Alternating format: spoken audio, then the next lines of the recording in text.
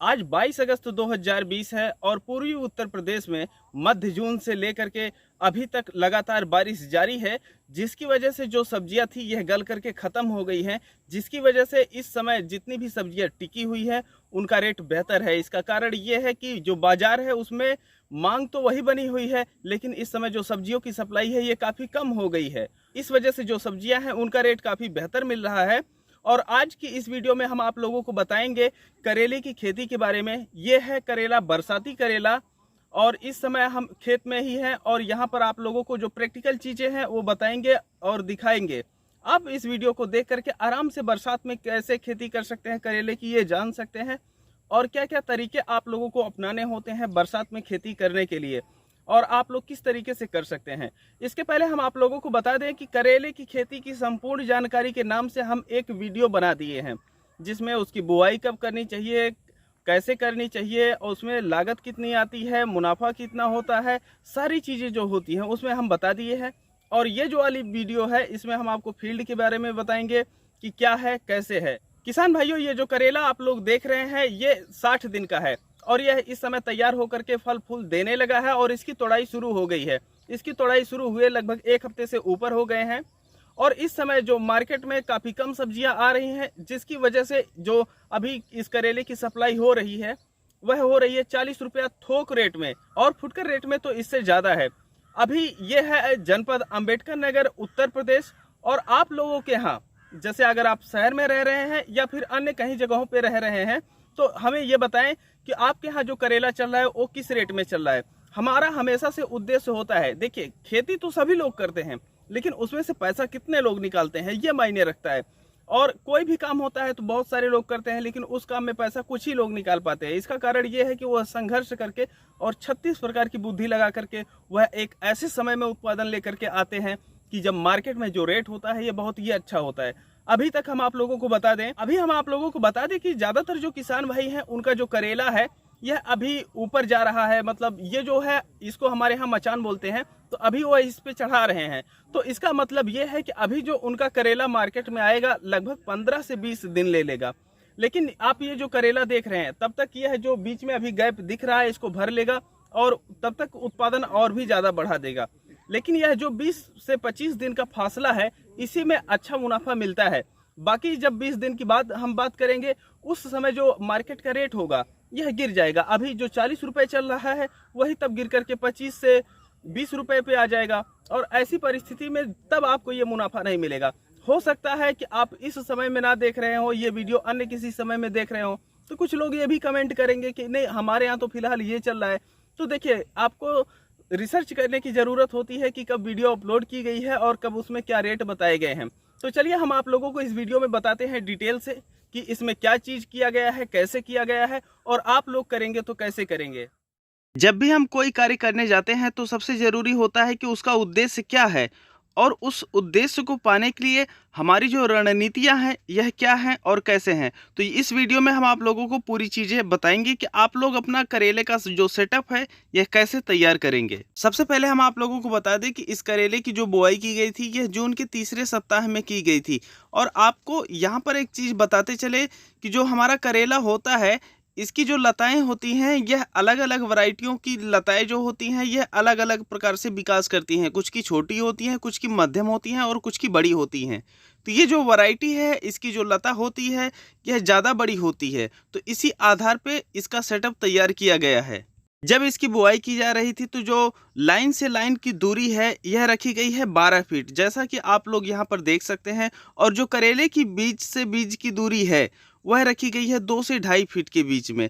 और आप लोग देख रहे हैं कि 2 लाइन करेले के बीच में एक लाइन जो बोड़े की फसल लगी हुई है। जो बोड़ा की फसल होती है इसे लोबिया कहते हैं, लेकिन हमारे यहाँ इसे बोड़ा कहा जाता है। जो हमारी लोबिया की फसल है यह नीचे वाले भाग में उत्पादन देगी, और जो हमारे करेले की फसल है यह लाइन से लाइन तो फल देगा ही देगा, इसके साथ साथ यह ऊपर भी चढ़ कर के फल देता है, जिसकी वजह से हमारा एक ही क्षेत्र में 2 फसलें हो जाती हैं। और अगर एक जो हमारी फसल है वहाँ पर उसके लिए हम लागत निकाल दें तो एक जो फसल हमारी होती है वह शुद्ध लाभ दे पाती है।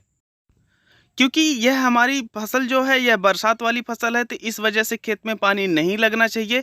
और इसके साथ साथ अगर बारिश होती भी है और पानी लगता भी है तो उसके लिए जो हमारी बीज की बुआई की जा रही थी यह मेड या बेड बना करके उसके ऊपर की गई थी। और जब हम बेड बना देते हैं और अपने बीज की रोपाई कर देते हैं तो हमारा जो पौधा होता है इसे मचान के ऊपर चढ़ाना होता है। अगर वहाँ पर हम नहीं चढ़ाएंगे तो बारिश की वजह से अगर ज़मीन पर रहेंगे तो कई सारे फल जो होते हैं ये खराब हो जाते हैं। तो इसके साथ साथ जो मचान बनाने की प्रक्रिया है यह शुरू कर दी जाती है। जब आप लोग मचान बनाने जाते हैं तो ऐसी परिस्थिति में कुछ बातों का ध्यान रखना चाहिए। एक तो जहाँ पर आपकी लाइन है वहाँ पर एक एक बांस आपका लगभग 10-10 फुट की दूरी पे लगेगा। और इसके साथ साथ क्योंकि इसकी दूरी जो रखी गई है लाइन से लाइन यह 12 फीट रखी गई है, तो एक जो बीच में आप देख रहे हैं बांस ये भी आपको लगाना पड़ेगा। और इसके साथ साथ फिर दूसरी लाइन पे अब ये हमारे जो बांस होते हैं यह लगा दिए गए हैं। अब इन्हें जो है रस्सियों की सहायता से टाइट किया जाता है और इसके साथ साथ जो लोहे का पतला वाला तार होता है उससे बांधा जाता है, जिससे यह पर्याप्त तनाव ले सके। क्योंकि हमारा जो प्लास्टिक की रस्सियां होती हैं यह बहुत ही पतली रस्सियां होती हैं लेकिन मजबूत होती हैं। उनकी सहायता से एक जाल सा बुन दिया जाता है और उसके बाद वह अच्छे से टाइट हो सके, ढीली ना हो सके, इसके लिए जो हमारे तार होते हैं लोहे के पतले वाले इसकी सहायता से उन्हें टाइट कर दिया जाता है। तो यह जो जाल होता है हमारा लगभग 8 से 10 इंच की दूरी पे एक एक खाने इसके बने होते हैं और इस तरीके से हमारा ऊपर का सिस्टम तैयार हो जाता है। लेकिन जब आप यह बना रहे हैं तो ऐसे में इसे जो किनारे वाले साइड होते हैं वहाँ पर तनाव की ज़रूरत होती है। अगर वहाँ पर आप तनाव नहीं देंगे तो ऐसी स्थिति में अगर हल्की सी हवा बही या बारिश हुई तो ज़्यादा लोड होने की वजह से आपका मचान है यह गिर जाएगा। तो इस वजह से साइड में आप लोगों को खूंटा गाड़ करके उसमें तार बांधते हैं लोहे वाला और उसे फिर ले जाकर के जो हमारा बांस गाड़ा गया है लाइन पर उसे बांध देते हैं और खूब अच्छे से टाइट कर देते हैं। और हमारा खूंटा उखड़ करके जाने ना पाए इसकी वजह से जो हमारी सीमेंट वाली बोरी आती है उसी में मट्टी भर के हम खूंटे पे रख दिए हैं, जिससे पूरा पर्याप्त तनाव ले लिया है। और यह अब आंधी और बरसात की वजह से जो भी लोड बढ़ेंगे उससे सुरक्षित रहेगा। तो ये हमारा जो स्ट्रक्चर होता है वह तैयार हो गया है। अब हम इसे जो हमारे पौधे हैं इसे ऊपर चढ़ाना शुरू कर देते हैं। तो जो हमारे पौधे हैं यह हम रस्सियों की सहायता से या हमारे पास जो बांस की कईन होती है जो पतली पतली डंठलें होती हैं बांस की उसकी सहायता से हम इसे ऊपर कर देते हैं। और जब हम इसे ऊपर एक बार चढ़ा दिए तो यह ऊपर चढ़ने के लिए आराम से बना हुआ है पौधा और ऊपर आराम से चढ़ जाता है। और यह पूरा फैल करके जो इसके फल होते हैं ये नीचे लटक जाते हैं और हम तुड़ाई कर सकते हैं। अब यहाँ पर हम सारी चीज़ों को समझ लिए हैं, लेकिन इसकी देखभाल कैसे करेंगे? जैसे निराई है, गुड़ाई है और जो हमारी इसमें उर्वरक दिए जाते हैं और इसमें जो लगने वाले रोग होते हैं वह कौन से होते हैं, उसके लिए हम क्या कर सकते हैं। तो यहाँ पर वह चीज़ें हम बताएंगे जो कि सभी किसानों को करना अनिवार्य होता है। और बाकी स्पेशल वीडियो हम रोग के लिए लेकर के आएंगे अगर आप लोग कहते हैं तो हम यहाँ पर चलते हैं। सबसे पहले हमें ध्यान देना होता है कि क्योंकि जब हमारी बारिश होती है तो इसकी वजह से सभी जगहों पर पर्याप्त नमी उपलब्ध होती है। ऐसे में घास उगना बहुत ही स्वाभाविक होता है। तो जब भी हमारे खेत में घास उगेगी उसकी हम सफाई करवाएंगे, चाहे जब वो उगे। लगभग 15 से 20 दिन के अंतराल पे आप लोगों को यह कार्य करवाना पड़ता है। अगर आप लोग अपने करेले में घास समय समय पे निकालते रहेंगे तो रोग भी कम लगेंगे। अब देखिए जब हम इसकी बुआई किए थे तो इसका फिर जो है जमाव हुआ और जब जमाव हमारा हो जाता है तो हमें इसमें कौन सी खाद देनी चाहिए, कैसे देनी चाहिए। देखिए सबसे पहले हम आपको बता दें कि आपको शुरू में जो गोबर की खाद है वो बेड पे ही डाल देना होता है या जहाँ पर आप बेड बनाते हैं वहाँ पर डालना होता है। और अगर आप रासायनिक तरीके से कर रहे हैं तो लगभग 10 से 15 दिन बाद आपको खाद डालने की आवश्यकता होती है। और जब आप खाद डालें तो NPK 12-32-16 और अगर प्रति पौधे की अगर हम बात करें तो वहाँ पर लगभग आपको 20 ग्राम डालना होता है। लेकिन यह जो खाद डाली जाती है यह प्रति पौधे नहीं डाली जाती है, यह पूरे बेड पर बिखेर दी जाती है।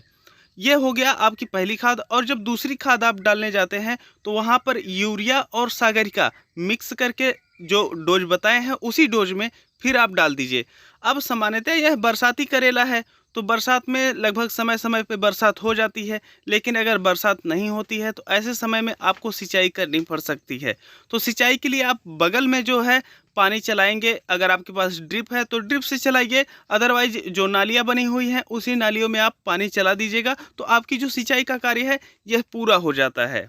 अब हम इसमें लगने वाले रोगों की अगर बात करें तो क्योंकि बरसात का मौसम है, ऐसे में जो फंगस होते हैं और जो कीड़े होते हैं ये बहुत ही ज़्यादा होते हैं, तो लगना स्वाभाविक रहता है। तो हमें कुछ चीज़ें हैं जो प्रिकॉशन के तौर पे करना चाहिए। वह है, हमें इसमें फंगस से बचने के लिए कॉपर ऑक्सीक्लोराइड 3 ग्राम प्रति लीटर और वहीं पर इमिडाक्लोरोप्रिड 12 ml प्रति 15 लीटर मिला करके जब हमारा पौधा लगभग 15 से 20 दिन का हो जाता है, उसके बाद स्प्रे करना होता है। लगभग 15 या 20 दिन के अंतराल पे यह प्रक्रिया आपको तब तक जारी रखनी रहेगी जब तक आपकी फसल चलती है। ये जो हम आप लोगों को डोज बताए हैं यह बहुत हैवी डोज नहीं है, यह एक नॉर्मल डोज है और आप यही डोज रखिएगा तो जो आपके फसल में इसके पत्ते सिकुड़ने वाली समस्या होती है या इसमें लगने वाले कीड़े की समस्या होती है तो उससे आप लोगों को निजात मिल जाएगी। लेकिन अब यहाँ पर जैसा कि हम आप लोगों को पहले ही बताएंगे हैं कि अगर आप लोग स्पेशल वीडियो चाहते हैं रोग के लिए तो वह हमें बता दीजिएगा, हम आपके लिए लेकर के चले आएंगे।